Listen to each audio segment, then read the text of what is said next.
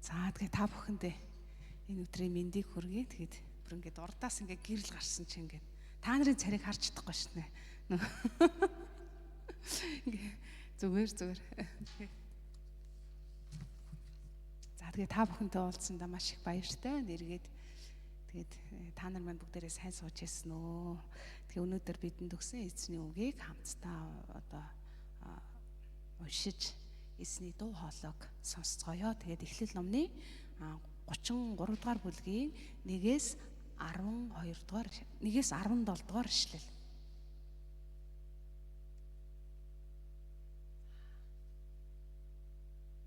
Эхлэл 33 дугаар бүлгийн 1-ээс 17 дугаар ишлэл.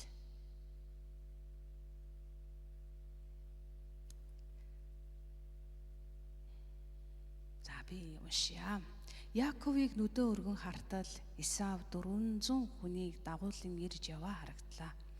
Иймээс тэрээр хүүхдүүдтэй Лиа, Рахел болон хоёр шивгчэндээ хувааж өгөөд шивгчэнгүүд болон тэдний хүүхдүүдийг өмнө нь Лиаг хүүхдүүдтэй нь хамт дараа нь Рахел Йосеф хоёроо хойно оруулав.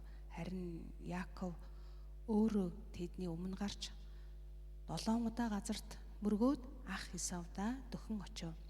Исав гүүн ирж түүнийг тэврэн хүзүүдэж үнсээд хоёулаа уйлалдав.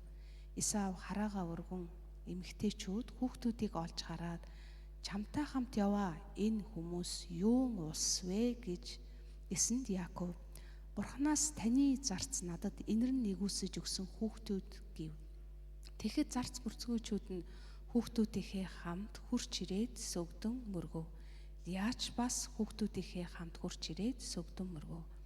Йосеф дараа нь Рахелтэй хамт хурч ирээд сөгдөн мөргөв.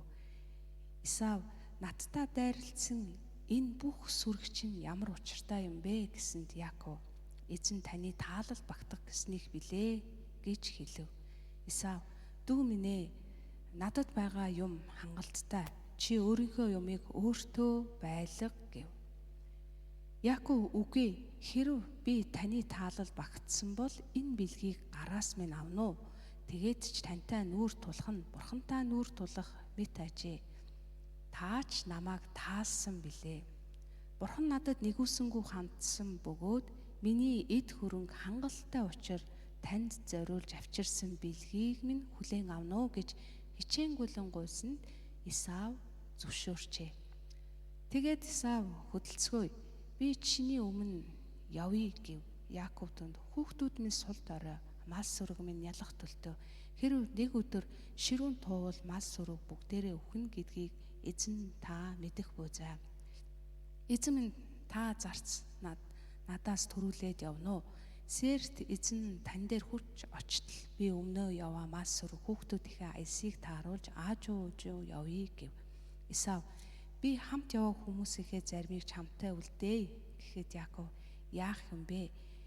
Эзэн таны тааллыг л олбол боллоо гэв. Исав тэр өдөртөө Сэрийг зорин буцах замдаа гарав. Тэгээд Яаков Суккотод очоод тэнд өөртөө байшин малдаас сарвч барьсан учраас тэр газрыг Суккот гэж нэрлэх болжээ. Аамен. За тэгээд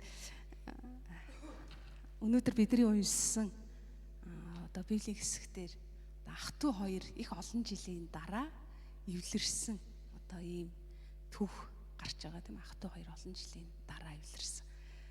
Тэгэд энэ дэлхий дээр тий алтаа дутагдaltaгүй хүн гэж байхгүй. Алтаа дутагдaltaгүй хүн гэж байхгүй. Зөрчилдөөнгүй гомдлгүй хүнч гэж байхгүй тий. Тэг хүнийг гомдоогоогүй хүнч гэж байхгүй бах тий. Ер нь бол хүн болгон хин нэгний гомдоосон байдаг. Хүн болгоны амьдралд зөрчилдөөн байдаг. Хүн болгонд алтаа дутагдал байдаг. Тэгээ энэ нь надаас үнэхээр одоо санамсаргүй гарсан алдаа дутагдлууд байдаг тийм үү? Санамсаргүй. Тэгээ Библиэлд Левит номон дээр хэлдэг тийм ингээд эзэн тахил өргөхөөс өмнө одоо чиглээ санаатаа буюу санаагүй гим нүглэгч. Санаатаагаар үйлдэж хүн алдаа зөрчил гаргадаг, санаатаагаар зөрчилдөөнийг үүсгэдэг. Тийм тохиолдлууд байна. Гэтэл санамсаргүйгээр би алдаа зөрчил яаж гаргаснаа мэдэхгүй.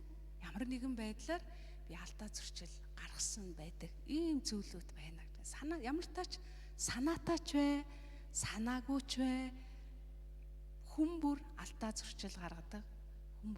Хүн бүр одоо хүний гомдоодог, тэ? Бие биенийхээ эсрэг муу мухай зүйлийг хийсэн байдаг. Санаатаа санамсаргүй.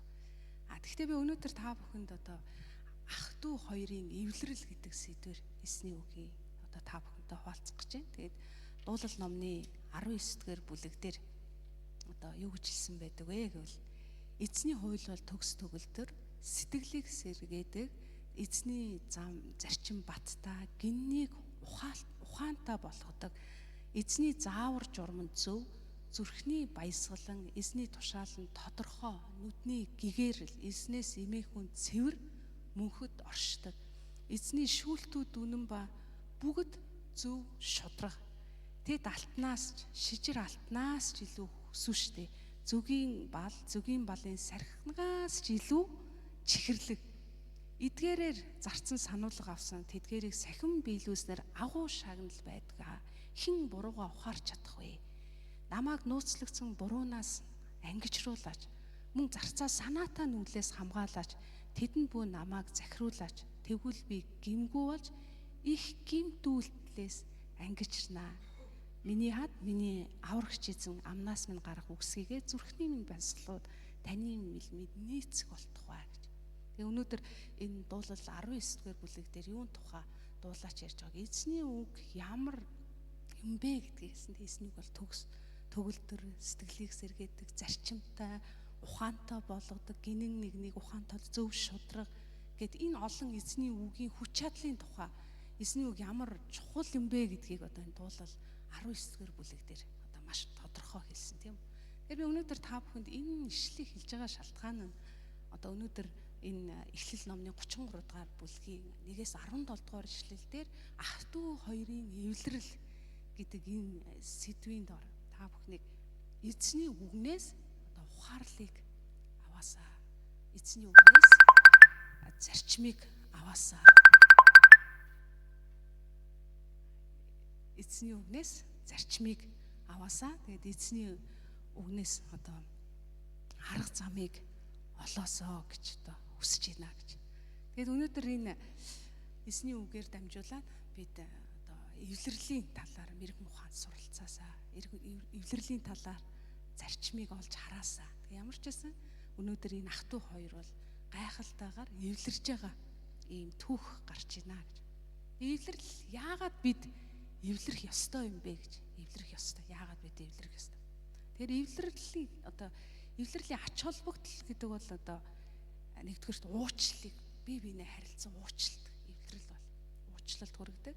Эвлэрэл одоо юунд хүргэдэг вэ? Эвлэрэл бол харилцааг сэргээдэг. Эвлэрэл бас юунд авчирдаг вэ? Бид нарыг одоо айдас тав тухгүй байдлаас ингэж чөлөөлдгөө гэж. Тэгэхээр Яаков ахтайгаа эвлэрхийн тулд те Яаков ахтайгаа эвлэн. Тэгэхээр өнөөдөр бидний унсан Библийн хэсгээрээс харах юм бол одоо Яаков ахыгаа одоо хулигдсан тийм үү? Ахыгаа гомдоосон одоо ахыгаа эсрэг зүйл хийсэн тийм энэ түүхэн дээр бол яг бидний мэдих түүх бол тийм ахыгаа эсрэг зүйл хийсэн. Тэгэхдээ энэ Яаков бол он хугацаа жилийн дараа юуг ойлгосон гэвэл ахтаа буруу зүйл хийлгэснээ ойлгосон баг. Ахтаа би ямар буруу зүйл хийснээ ойлгосон. Тэгээд ахтайгаа эвлэрхийн тулд одоо Яаков ямар зүйлийг хийж байгаа юм. Нэгдүгээр Яаков бол өөрийнхөө алдаа дутагдлаа бүрэн ойлгоод хүлээн зөвшөөрөөд ахтайгаа эвлэрье гэдэг шийдвэр гаргасан. Хоёрдугаарт Яаков ахтайгаа эвлэрхийн тулд одоо ямар зүйлийг хийсэн бэ гэвэл тэр бурхнаас гуйсан. Үнэхээр тэр алдаа буруугаа ойлгосон. Алдаа буруугаа ойлгосныхаа дараа тэр бурхнаас гуйсан. Та энэ ахтаа минь намайг эвлэрүүлж өгөөч. Та намайг хамгаалж өгөөч гэж Яаков залбирч байсан гэж. Тэгээ Яаков ахтайгаа эвлэрхийн тулд зориулт гаргасан. Бэлтгэл хийсэн. Зориулт гаргасан, бэлтгэл хийсэн. Дөрөвдүгээрт нь Яаков ахтайгаа уулзахын тулд, ахтайгаа эвлэрхийн тулд тэр зориг гаргасан гэж. зориг гаргасан. Тэгээд энэний үр дүнд юу болсон бэ? Ах トゥ хоёр гайхалтайгаар эвлэрсэн гэж. Тэгээ бид нар энэ Библийн энэ хэсгийг харах юм бол энэ Эхлэл 33 дугаар бүлэг маань одоо энэ Эхлэл 32 дугаар бүлэг 33 дугаар бүлэг хоёр хамтдаа явж байгаа юм байна. Яаков одоо Лабаны гэртээ олон жил болоод тэгээ нутаг буцаж байгаа тийм. Тэгээ нуцаг буцах үед одоо тийм Яаков одоо өөрийнхөө төрлөх нутаг руугаа явсан 32 дугаар бүлгийн эхний хэсэг дээрээс харах юм бол тийм үү. Тэгээд Яаков одоо бурхантай тийм бурхны ухаанг олж харсан. За тэгээ үүний дараа харагдаж байгаа зүйл болохоор Яаков ахтайгаа уулзсан шийдвэр гаргасан учраас одоо ах нарынхаа өмнө одоо илчилгээж байгаа түүх гарч байгаа гэж. За тэгээд энэ одоо эвлэрлийн тулд болж байгаа энэ үйл явцыг бүгдээрээ эргээд ингээд сайтар харъя тийм үү. За тэгээд нэгдүгээр хэсэгтээс харах юм бол одоо Яаков одоо 32 дугаар бүлэг дээрээс харах юм бол ахтайгаа эвлэрхийн тулд эхлээд одоо Сэрийн нутаг Едомын талд сууж байгаа ах руугаа илчилгээсэн гэж. Тэгээд одоо нөгөө өөрийн нөхцөл байдлаа одоо Яаков илэрхийлж байгаа байхгүй юу? Одоо 32 дугаар бүлгийг ингээ уншаад байгаа. Тэгээ юу гэж илэрхийлсэн бэхээр одоо би ах Лабанитаас суугаад тэгээд хөртөө боллоо, илжиг хонин сүрхтэй эмэгтэй зарц нартай боллоо. Тэгээ би одоо тэгээ үгжилж би таны тааллыг хайж байна, хүргүүлж байна гэж хэлсэн тийм үү. Тэгсэн одоо энэ өмнө илгээгээ олж байгаа шүү дээ. Энэ ахтайгаа эвлэрхийн тулд эхлээд одоо Яаковын хувьд одоо зориулалт бэлтгэл хийж эхэлж байгаа энэ хэсэг нь гарч байгаа тийм үү.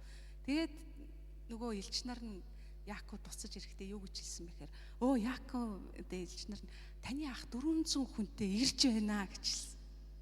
Тэгсэн чи Яаков тэрийг сонсоод яасан бэ гэхээр ихэд айсан гэж. Яагаад гэвэл тэр өмнө нь ахынхаа эсрэг зүйл хийсэн ба. Ахынхаа эсрэг зүйл. Тэгээ тэрийг хараад үнэхээр айгаад эхнэр одоо тэр юу гэжсэн ихэд сэтгэлийн дарамтанд оров. Тэгээд миний эхнэр хүүхдүүд рүү дайрах вэ? Ийм аюул одоо би өмнө нь ахтайгаа дайсагналцсан. Одоо ах минь надад дайсагналдах юм бол би юу болох юм болоо гэж одоо бодсон тийм. Тэгээд Яаков одоо яасан бэ гэхээр одоо сэтгэл санаа нь тавгүй болсон. Тэгээ тавгүй болох үед тэр бурханд хандаа залбирсан. Тэг 32 дугаар бүлэг дээрээс харна. Тэгээ ах минь намайг хамгаалаач гэж тэг. Ахаас минь намайг хамгаалаач гэж. Тэгээд бурханд хандаж одоо үннээр залбирсныхаа дараа Яаков юу хийсэн бэ гэхээр ахтаа зориулаад одоо сэтгэлийн бэлэг бэлдсэн. Ямар бэлэг бэлдсэн гэхээр бүр айгүйхтэй 200 эм ямаа, 20 ухан, 200 эм хон, 20 хуц 30 ботхтой инг 40 үнэ 10 үхэр 20 илжиг 10 эр илжиг ийм илжиг гэдэг. Ингээ харахаар одоо Яаков ахтаа бол одоо сэтгэлийн засах га тий зориулт гаргаж байгаа байхгүй ингээ эд баял одоо бэлдсэн зүйлдээ зориулт гаргасан. Тэгээд Яаков одоо зарц нарыгаа илгээгээд хэлж байгаа тэгээд зарц нарт илгээгээд одоо чи тий хин нэгэн хүн одоо хаашаа энэ хинбэ хаашаа явж байгаа юм бэ энэ их мал сүрэг хинбэ гэж хэлэх юм асуух юм бол чи энэ бол таны зарц Яаковын эд хөрөнгө байна гэж ингэж хэлээ гэж. Тэгээ Яаков одоо бэлгээрээ түүнийг одоо тайтгаруулаад дараа нь одоо би ахтайгаа уулзах юм бол одоо ах маань одоо хүлээн авч магадгүй гэж одоо ийм зориулт гаргаж байгаа тийм. Тэгээд одоо Яаков одоо энэ асуудал нь бурхантай хамт шийдэгдэж байгаа тийм. За тэгээд Яаков ямар ч байсан ахтайгаа уулзахын тулд зориулт гаргасан тийм. Зориулт гаргасан, бэлтгэл хийсэн гэж. Тэгээд одоо ахтайгаа яг одоо уулзахт нэг тэр мөч ирж байгаа тийм. Тэгээд Яаков нутаг буцах замдаа нүдээ өргөөд харсан чи ах Исав нь 400 хүнтэй ирж байгааг олж харсан гэж.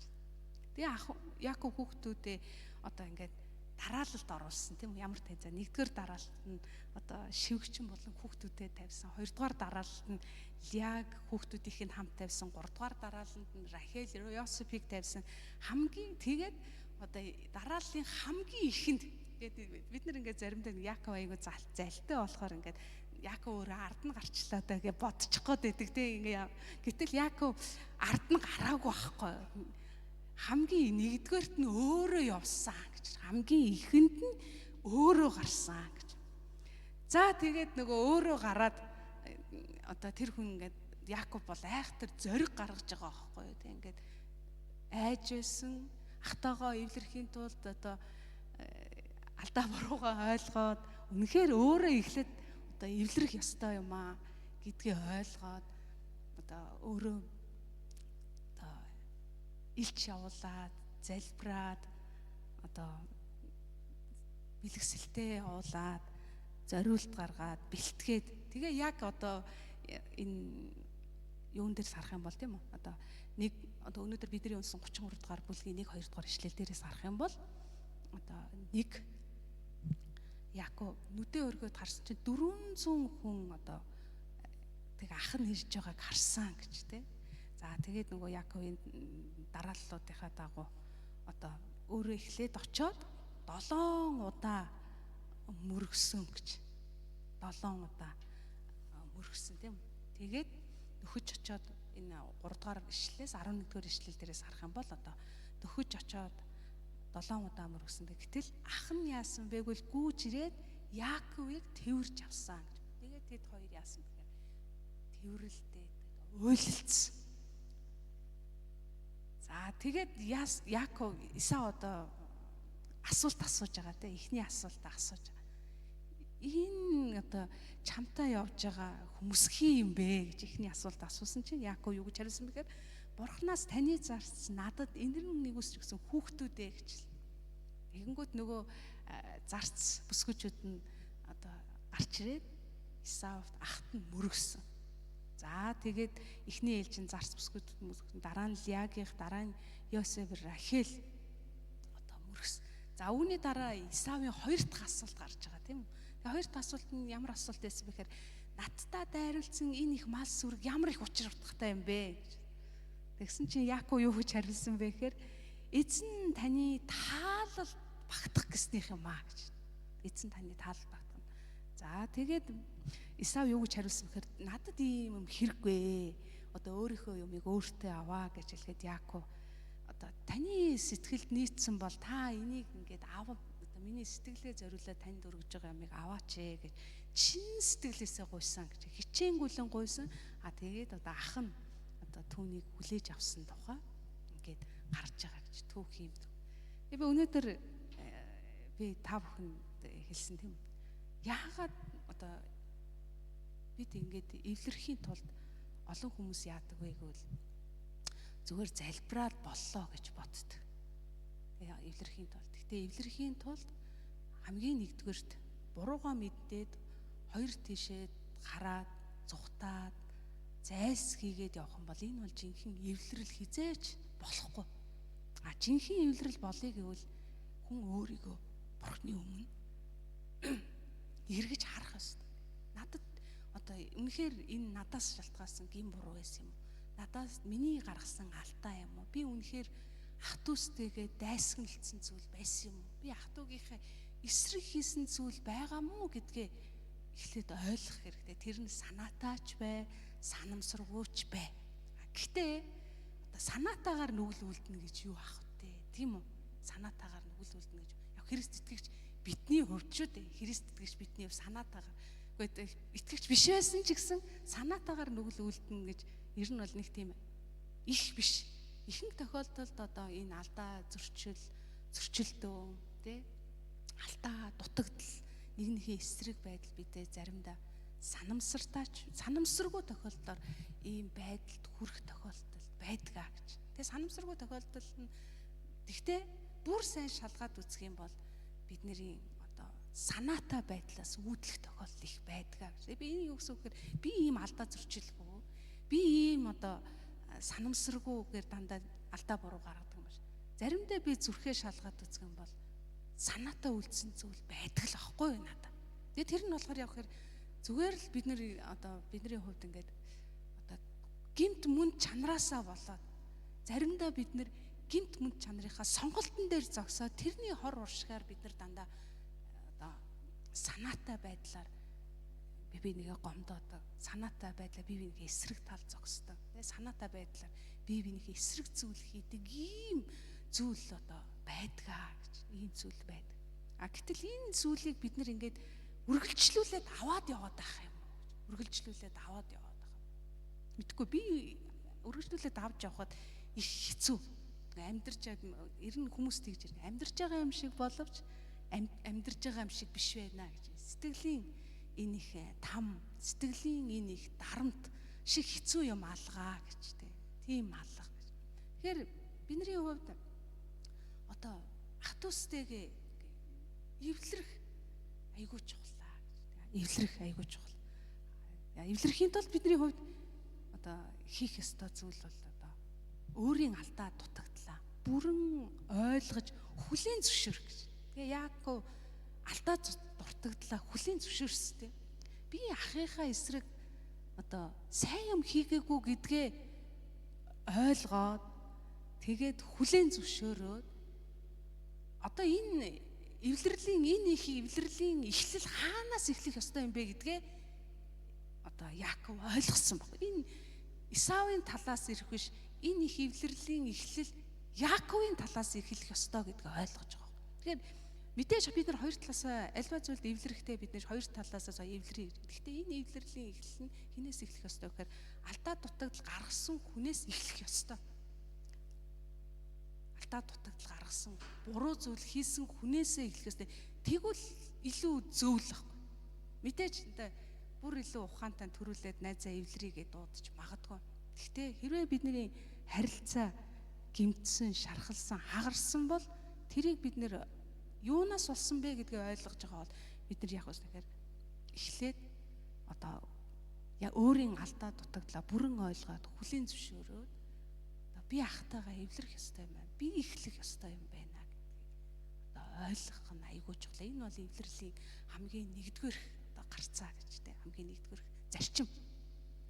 Хоёрдугаарт нь одоо Яаковын хувьд болохоор энэ одоо зөрчил хагаралтай энэ зөрчил алдаа зөрчил ахыхаа эсрэг тал зогссон ахыхаа эсрэг хийсэн зүйл нь одоо үнэхээр хүнийхээр бодох юм бол энэ бол нэг тийм уучлал авахар зүйл бишээ гэдгийг уучлуулад ингээд эвлэрэхэд одоо ингээд шууд очиод ахаа сайн байна уу одоо дүү нэрлээ гэж хэлэх тэгж нүүр хагарах юм биш байхгүй нүүр хагарах юм биш өсөө биш энэ бол хэцүү зүгээр өчүүхэн зүйл ч гэсэн хэцүү байхгүй тий би зүгээр нэг гэртээ болж байгаа зүйлээ хуваалцъя. Тэгээ нөгөө хоёр ирээд сая ингээд гэртээ байжсэн чи тэгээд би шинэ жоохон гадуур дотор ажил хийж байгаад орой ороод тэгээ орой ороо ижсэн чинь аав хоёр мөр унтааг бол ажиг бишээ. За ямар ч байсан ингээд орой унтах гэхээр нөгөө хоёрыг чи ажил дуусахгүй. Тэгээ ажил дуусахгүй шалтгаан нь болохоор юу гэхээр нэгдүгээр манай хоёр маань нойр муутай болцсон. Одоо дандаа орой унтдаг 1 2 моёр гэж унтдаг. Тэгээ нөгөө хоёр чинь ингээд тэгээ нөгөө нэг хоёр өрөө байр болохоор чинь тэр чинь одоо хоёр өрөө байр болохоор чинь хин хаана юу хийж байгаа бүгд мэдэгдэнэ. Тэгээд нөгөө идэ ингээд усанд орохын дуу хүлээгээд гар нүрээ угааж дуусгахын хүлээгээд гэр нөгөө тэр нэг өрөөний зочны өрөө би зочныхны өрөөнд унтж байгаа байхгүй. Зочныхаа өрөөний гэрл унтраад унтах боломжгүй байхгүй. Тэгээ унтах бол нөгөө хоёр чинь ингээд аяга угаагаал тэгээ нэг жисэн махаа гээл тэгээ цүлийн үед бүр цагаан сар гээд бүр дуусахгүй их ажил байгаа байхгүй. Тэгээд ингээ харахаар л унтах цаг 2 болчиход байгаа. 2 Монголын цагаар Солонгосын цагаар 3 цаг. Тэгэхээр чи намайг ядрааж дуусч байгаа байхгүй. Тэгээд нөгөө охин юм болохоор яах вэ хөөрхий нөгөө сэтгэлийн бодоол ингээл одоо би угаач гээл нөгөө хоёроо эрт унтуулах гал нөгөө хоёроо юмын нэрт хэлэх гээд ингэхээр манай хоёр тэрийг ерөөс ойлгохгүй байгаа байхгүй. Тэгээ нэг өдөр би одоо нөгөө чи би 2 сарын 10-нд ирээд одоо өнөөдөр чи хэдэн мөлий 2 сарын 26 тий 16 өнөөдөр чи 14 дэх хоног дээр би чинь дэлбэрдэм байгаа юм. Дэлбэр. Тэгтээ дэлбэрэхдээ би ч бас гайгүй дэлбэрнэ. Бас зөөлөн дэлбэрнэ. Тэгээ ингээс шууд одоо унтах цагтаа унтъя. Таараас болоо унтахгүй ингээд ядаргаанд орж дууслаа гэд би жоохон бохомдоогоо хэлчихгүй юу. Тий. Тэгээ бохомдоогоо хэлчихэд тэгээд тэгсэн нөгөө хоёр ч гэсэн тэгээд ойлгоо тэгээд өрөөрөө ороод алга болоо. Тэгээ би нэг гэрл унтрахад. Тэгээд унтлаа. Тэгээ унтчаад өглөө нөгөө хоёрынхаа царайг харна гэсэн чинь би ингээд хэцүү болоод байгаа байхгүй юу. Ингээд би яаж нөгөө хоёрынхаа царайг харандаа гэх. Тэгээ би ингээд одоо 46 настай. Миний аав хоёр даал гарцсан хүмүүс ээ тий. Тэгээ би тэр хоёр ямар сэтгэлээр одоо нөгөө цагаан сармаараа бэлтгээл ингэж байгааг би ойлгож байгаа байхгүй юу? Би айгуу сайн ойлгож байгаа. Тэгсэн мөртлөө би махан биеийнхээ энэ мөхс байдлаа дийлж чадахгүй би бухимдчихж байгаа байхгүй. Тэгээ өглөө яаж тэгээ ээж аав ерөхөд царайг харна гэдэг. Тэгээ өглөө унтж байгаа сэрчээд өдөө яаж харах вэ? Шуу сайн байна уу? Гэхин цаашаа тэгээд Гэхдээ хэлж чадахгүй энэ чинь тийм амаргүй байгаа байхгүй юу? Зүгээр ингээ харилцаач амар хэцүү. Тэгээд шууд инээч болтгоо. Хүн чинь яг ясам дээр мэс чанар нь бүр амар юу байхгүй юу? Нөгөө ингээ хүн мэс чанараасаа болоод ингээд яа үйлдэл нь маш тодорхой тийм. Тэгээ би өглөө осоод хэллээ. За өстө уучлаарай өчтөр орой. Охин жоохон бухимдаад таирыг арай эрт унтуулчихоо гэдгийгсэн чинь манай үгүй бит хоёр одоо чамааг ойлгоогүй бит хоёр одоо сайн байхгүй ингээ тэгээ ямар ч байсан нэг эхлээд уучлалгуугаад тэгээд нэг эвлэрээд явлаа. Тэгэхээр эн чинь өгсөн үг гэхээр бид нар ингээ нөгөө одоо ийм алдаа бинийхээ эсрэг хийсэн таагүй зүйл хийсэн зүйлээс болоод нөгөө айгүй хэцүү байдалд ордог. Энийг угаасаа бидний сэтгэл мэддэг л байхгүй тий. Тэр хэцүү байдал чинь айгүй шаналгаатай ингээд тийм шаналгаатай. Гэтэл тэр шаналгаатай байдлыг одоо Яаков олон жил тээж амьдрсан гэж бодлоо. Ийм олон жил тээж амьдраад би ямар юм хийсэн бэ гэдгийг ойлгоод тэгээд өөрийгөө хүлийн зөвшөөр нэг зүйлийг ойлгохтаа одоо би үнэхээр одоо эвлэрэх хүсэл тэмүүлэн би буруу зүйл хийсэн юм байна. Одоо энийг засах, залруулах хэрэгтэй байна гэдгийг ойлгоод энэ нь бурхан шийдэж өгөхгүй юм бол тийм. Бурхан туслахгүй юм, боломжгүй юм байна гэдгийг тэр ойлгосон. Тэгээ бурханаас гуйсан. Тийм. Бурханы тусламжийг хайсан гэж тийм. Тэгээ бурхан түүнд тусалсан. Бурхан Исавын зүрх сэтгэлийг ч бэлдсэн. Бурхан Яаковд эр зоригийг ч өгсөн гэж. Яаковд эр зоригийг өгсөн. Тэгээд одоо Яаков одоо тэр ахтайгаа эвлэрхийн тулд тийм маш их одоо зориулт гаргаж байгаа тийм ингээд маш их эд зүйлс тийм. Тэгээд зориулт гаргасан. Тэгээд тэр маш их зориг гаргаад ахтайгаа уулзсан гэж. Зориг гаргаад ахтайгаа уулзсан шүү тийм. Тэгэхээр би таныг өнөөдөр юу гэж хэлсний үгээр ятгахыг хүсэж байна бол танд алдаа зөрчил байна уу? Танд одоо ийм бие биенийхээ эсрэг зогссон, бие биенийхээ эсрэг хийсэн нүгэл байна уу? Байгаа бол таныг би одоо энэ алдаа зөрчлөө бүрэн ойлгоо хүлээн зөвшөөрөөч. Тэндээс чи одоо их эвлэрэл эхлэе шүү. Их эвлэрэл эхэлнэ. Тэгээ таныг би та болж чадахгүй. Гэхдээ та бурхнаас гуйгаараа. Та үнэхээр их энэ ах トゥ хоёрын их эвлэрэл те маш их зориг шаардсан шиг та өнөөдөр ах トゥ устэйгээ эвлэрхийн тулд ямар зориулт гаргаж байна вэ? Та ямар шийдвэр гаргаж байна вэ? Зүгээр одоо бурхан эвлэрүүлнэ гэд ингэж байгаад байдаг хүмүүс маш олон байдаг. Ах トゥ устэй эвлэрхийн бурхан намайг эвлэрүүлнэ. Гуйх юм бол мэдээж гуйна. Гэхдээ тэр эвлэрлээ чи өмнө танаас шалтгааллах, танаас зориулагдах ийм зүйлс байдаг гэдгийг ойлгох ёстой юм аа гэж тийм.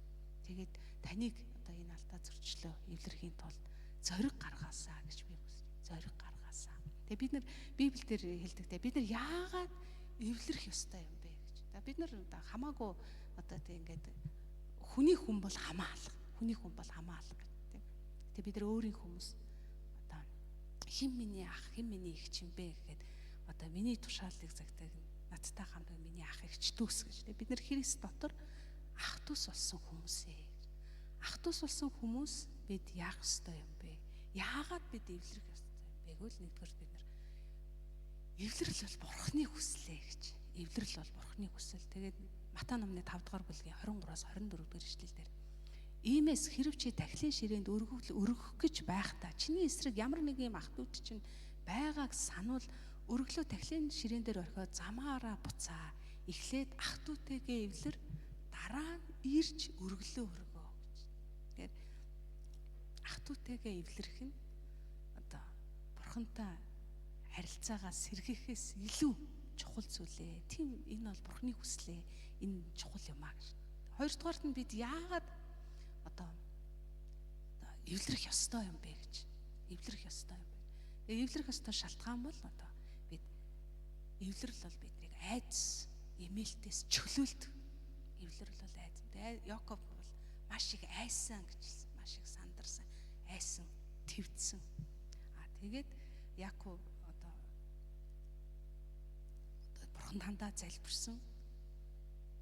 Өөрөө зориулт гаргасан, өөрөө одоо санаачлаг гаргасан. Ингэнээсээ болоод одоо тэр айдас имэлтээсээ чөлөөлөгдөж байгаа гэж тий. Хүн айдас имэлт донд бол амьдрна гэдэг бол маш хэцүү. Энийг 3 дугаарт нь бид яагаад одоо бид эвлэрэх ёстой юм бэ гэж. Яагаад гэсэн эвлэрэл бол бурхны өрөөлийг авчирдаг. Бурхны өрөөнд Эхлэл 33 дугаар бүлгийн 10-аас 11-р 10 дугаар эшлэл дээр гэсэн хэрэг би таны хайр өрөөлийг хүртсэн бол энэ бэлгийг минь гараас минь авна. Учир нь тантай учрах нь бурхантай учрах одоо санагднаа гэж. Таач намайг таасан билээ гэж. Тэгээ бурхан ах トゥ хоёрын харилцааг өрөөсөн тийм. Бурхантай харилцааны хүртэл сэргэж байгаа ийм үйл явдлыг бид нэрэндээс харж байна. 4 дугаарт нь бид яагаад эвлэрэх ёстой юм бэ? Ах トゥ устэйгээ бид яагаад эвлэрэх ёстой юм бэ гэвэл энэ бол хайрын хэрэгжүүлэлт юм аа гэж. Хайрын хэрэгжүүлэлт. 1-р Иохан 4-р бүлгийн 20-с 21-р эшлэлээр хэрв хэн нэг нь би бурхныг хайрладаг гэж хэлчихэд ах トゥ угээ үзэн яддаг бол тэр хүн худалч гэж. Учир нь харж байгаа ах トゥ угээ хайрладаггүй нэгэн хараагүй бурхныг хайрлаж чадахгүй шүү дээ. Бурхныг хайрладаг нэгэн мөн ах トゥ угээ хайрлах ёстой. Бид энэ тушаалыг түүнээс авсан билээ гэж. Яа. Загталтай байсан. Тэгэхээр эвлэрэл бол хайрын хэрэгжүүлэлт юм аа гэж. Тэгээд таныг одоо ямар нөхцөл байдгийг би мэдэхгүй. Гэтэ бидний амьдралд ийм одоо алдаа зөрчилгүй хүн гэж байхгүй. Тэгэхээр таныг би ах トゥ устэйгээ эвлэрээсээ. Ах トゥ устэй эвлэрэхтэй одоо хүлийн зөвшөөрөөсөө бурхнаас тусламж хайгаараа, зориулт гаргаараа, тэгээ зүрх зориг гаргаараа бурхан гайхалтай ажлыг таны дээр бас энэ эвлэрлэлээр дамжуулаад өөрийн гайхалтай өрөөлөө асах болно гэж эзний нэрээр та бүхнийг ятгах байна. За хамтдаа залбирцгаая. Тэгээ эзэн минь танд баярлалаа. Өнөөдөр бид хийж байгаа бүхнээ орхиод бүх зүйлийн эхлэл үндэс болсон миний амьд байгаа учир утга шалтгаан болсон эзэндээ хүндэтгэл мөргөлийг өргөж таны үгийг сонсох энэ онцгой цагийг өгсөн учраас танд талархаж байна. Тийм ээ эзэн минь бид таны дуу хоолойг сонслоо. Тийм ээ бид алдаа зөрчилдөө гим нүглэр дүүрэн бид алдаагаа хүлээн зөвшөөрдөггүй. Бид үргэлж уурлаж, бухимдаж, алдаа дутагдлаа дарахыг хүсдэг. Эзэн минь та бидний энэ гимт байдлыг уучлж өгөөч гэж танаас гон залбирч байна. Тийм ээ эзэн минь бид таны нэгүсэл даатхан, таны нэгүслийн хаан ширээний өмнө бид дахин танаасаа хүсэн гуйж байна. Тийм ээ эзэн минь бид ах トゥ утэйгээ эвлэрэхэд та туслаач, та зүрх зорихыг өгөөч. Алдаа дутагдлаа хүлээн зөвшөөрөхөд нь та туслаач. Та намайг шинчилж өөрчлөөч гэж эзэн Есүс Христийн нэрээр залбирanгуйж байна. Амен.